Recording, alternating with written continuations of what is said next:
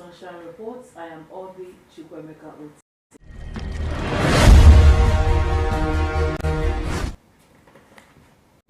President Bola Tinubu has appointed the board and management team of the Nigerian National Petroleum Company Limited (NNPCL) with Chief Pius Akinyelure as board chairman.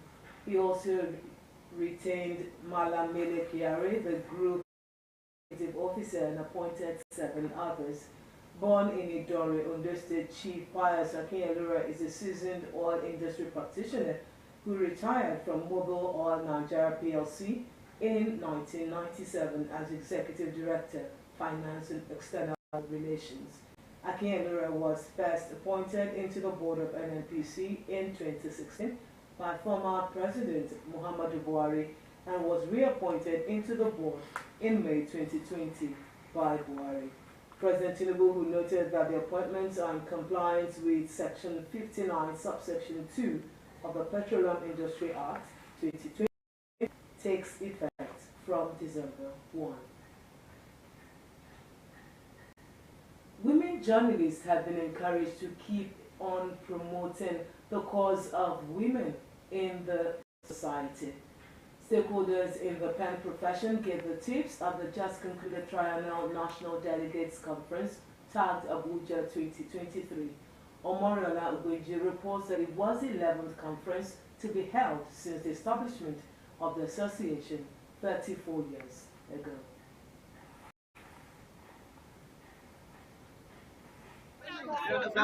From all parts of the country, members of Nigeria Association of Women Journalists, NAWOJ, arrived Mariam Babangida National Center for Women Development Central Business Districts, Abuja, for this year's national conference.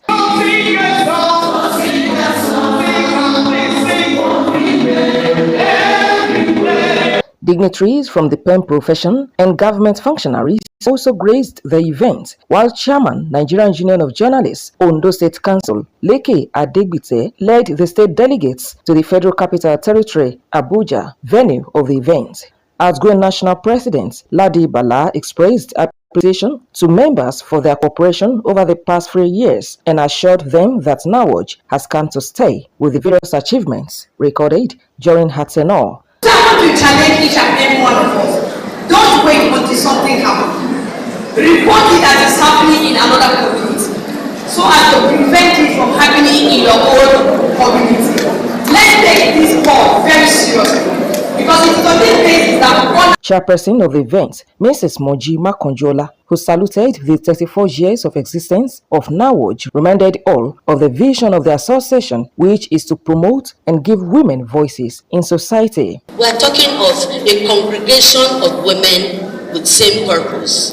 The purpose to show the world that women can deliver.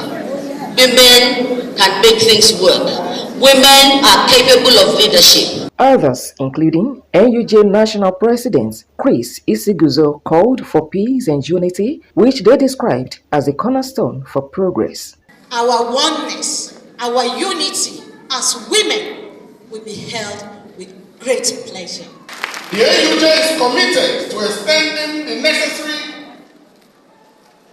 resources, guidance, and collaboration to ensure the continued success and growth of the Nigeria Association of Women Journalists. Unite, invest to prevent violence against women and girls. The role of the media is the theme for this year's conference, as delivered by guest speaker Ene Obi.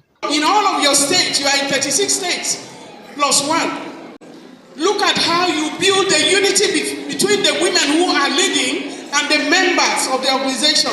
How do you show love to one another? The 11th Triennial National Delegates Conference produced another leadership that will stay the affairs of the association for the next 3 years, as Aisha Bura became national president, while Adeola Adekunle from Ondo State emerged vice president of B Zone.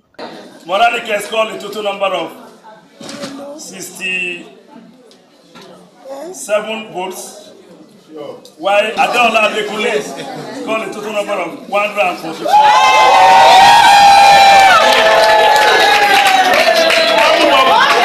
Omoniola Humbeji, Osrc News. In the meantime, Kemisola Jamu of the Ondo State Radio Vision Corporation has emerged Southwest Media Personality of the Year based on her outstanding contributions to the sector. The Southwest Herald magazine said the award was in recognition of her attention to details, display of professionalism, and practice of the ethics of journalism. Osrc's reporter, Zahima Biemi, covered the event. The report is presented from our studio. Mrs. Olua Kelly Betsy, a beautiful woman that shares a beautiful name. Mrs. Kemisola Ojomo is an editor with Ondo State Radio Vision Corporation, Yoruba newscaster, anchor of Alarinka Agbaye on Orange 94.5 FM and Koko Inu Iwe Iroyin on Alalaye 96.5 FM. Both programs enjoy large followership. She does these duties with dexterity, robust engagement, and utmost professionalism. These efforts have not gone unnoticed as she worked tall when the Southwest Herald magazine bestowed on her the Southwest Media Personality of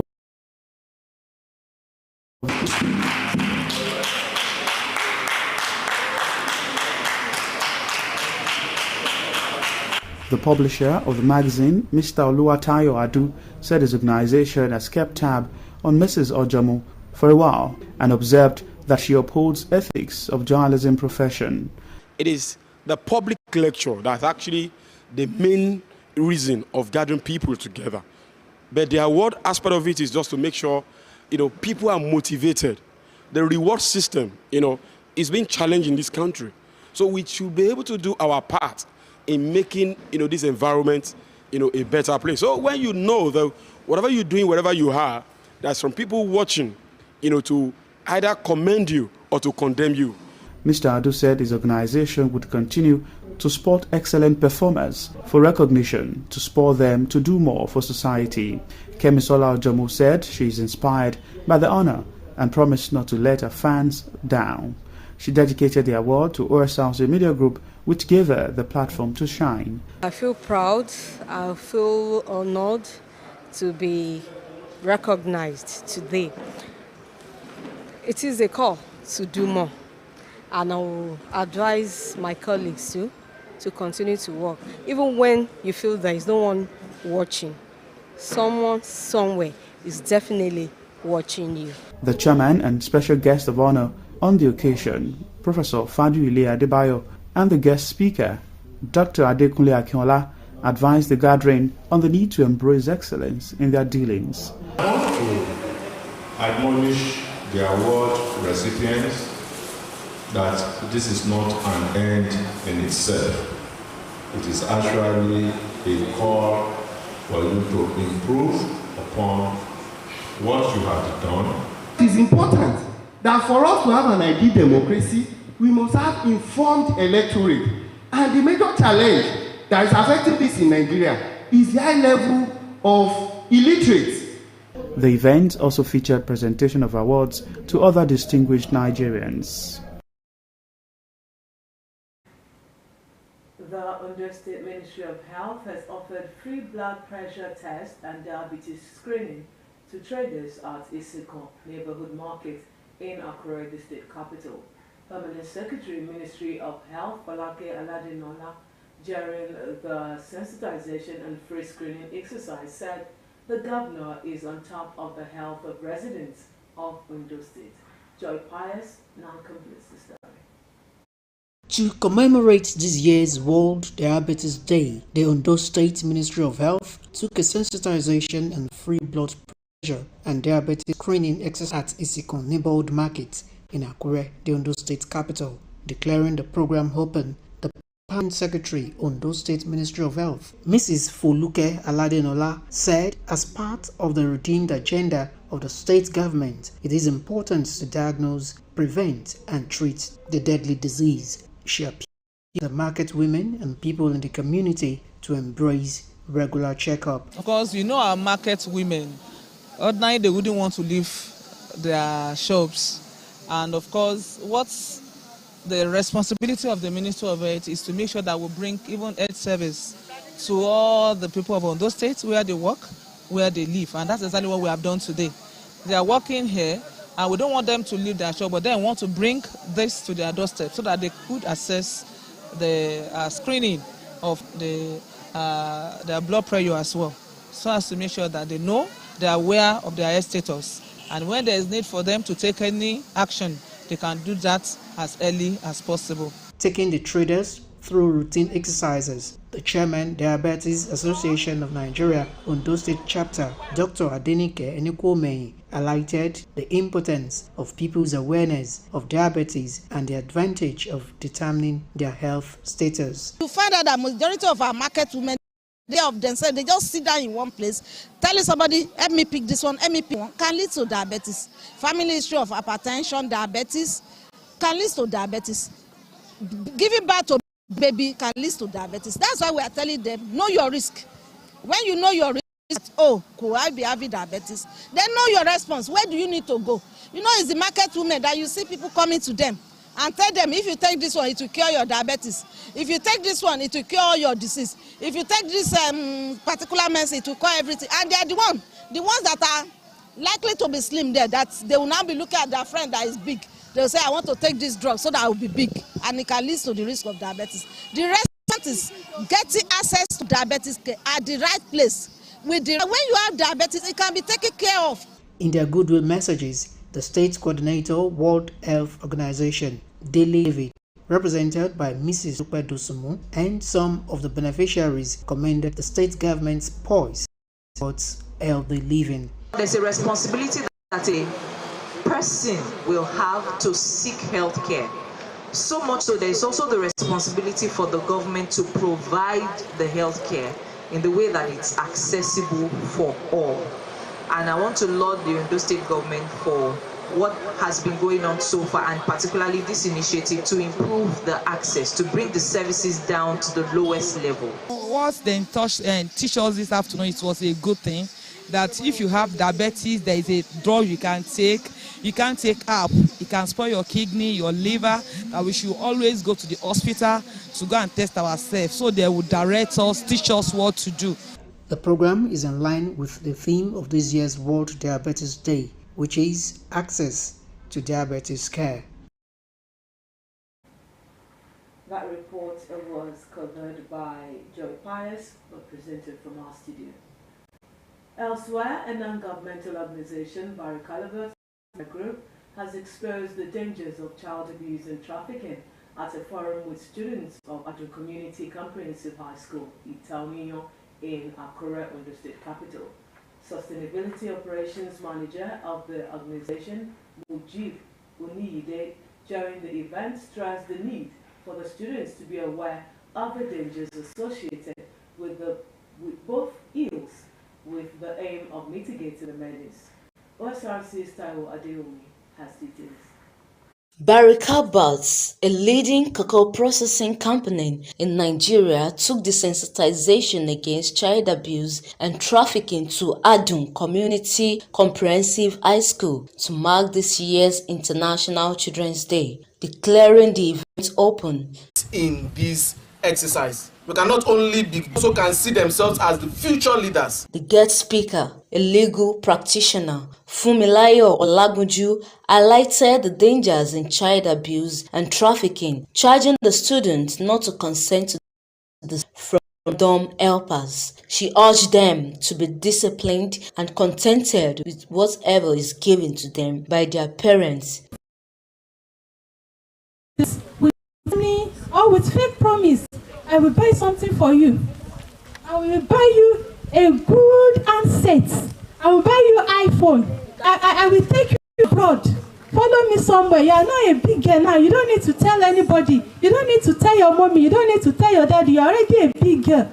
No, do not follow anyone to anywhere without informing your parents or your guardians. The school administrator and some of the students appreciated the company. I believe that there are so many children under the oppression of abuse, and those abuses have been mentioned: sexual abuse, child trafficking. There's so many of them under innocently being abused, and they cannot even cry out.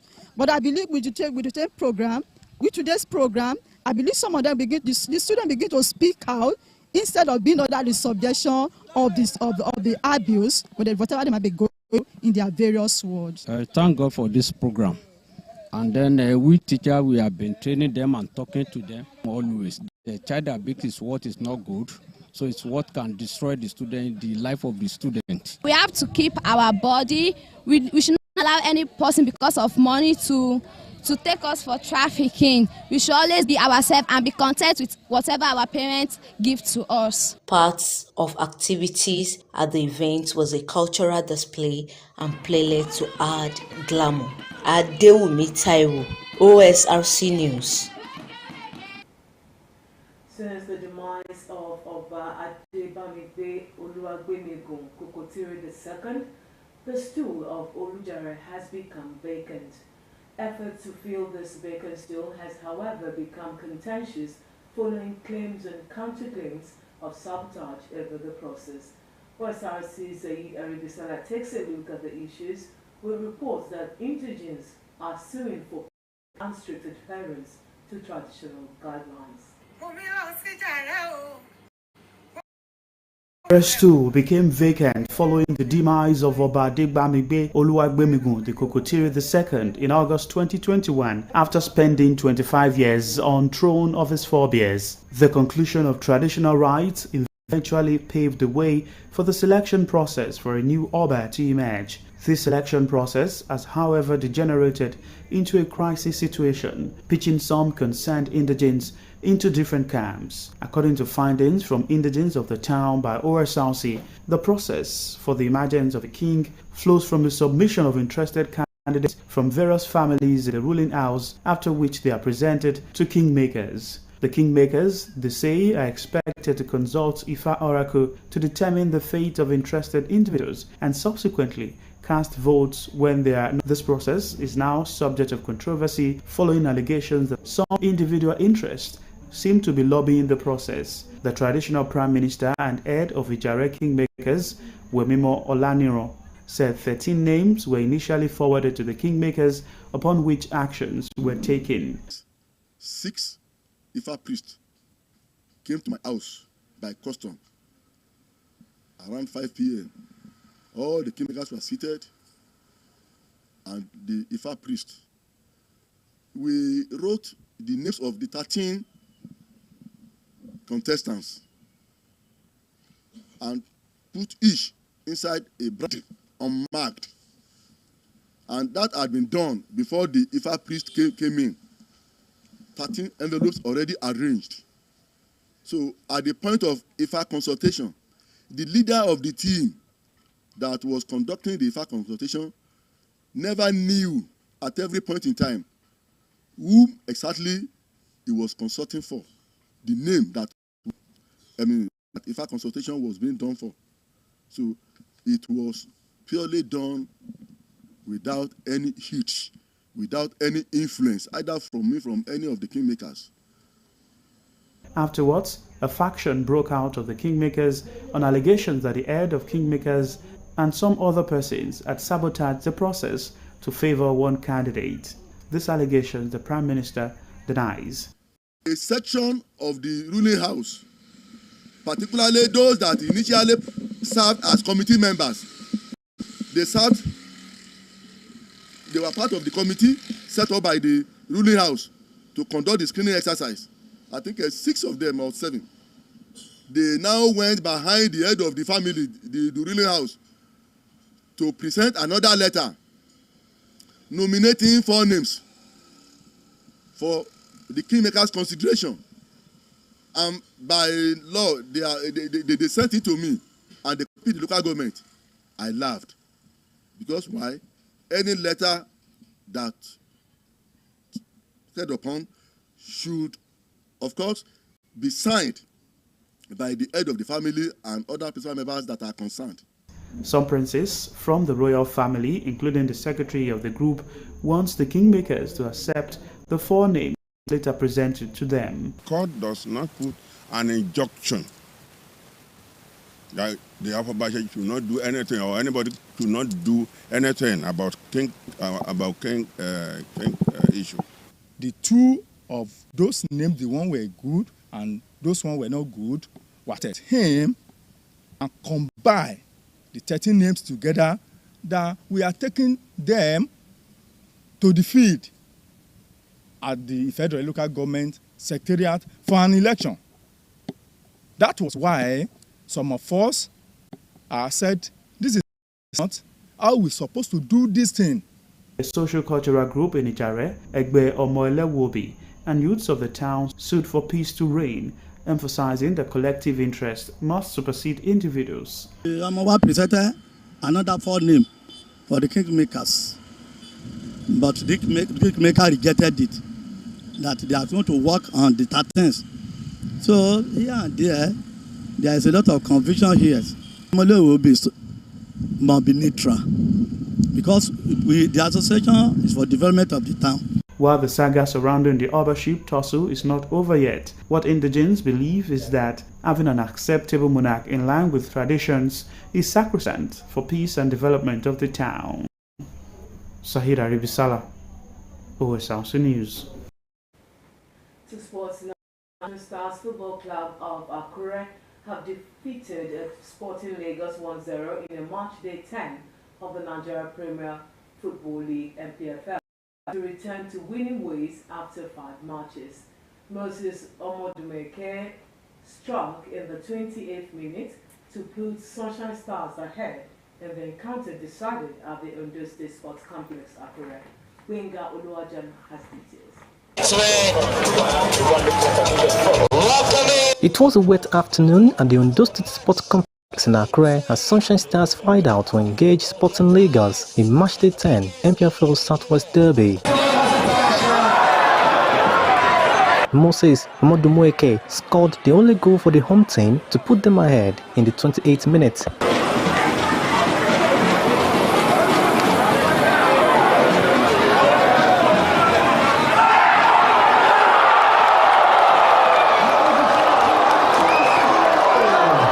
Sporting Lagos goalkeeper was well positioned to deny the Akure landlords on many occasions, with the home team firing missiles front and back to extend their lead.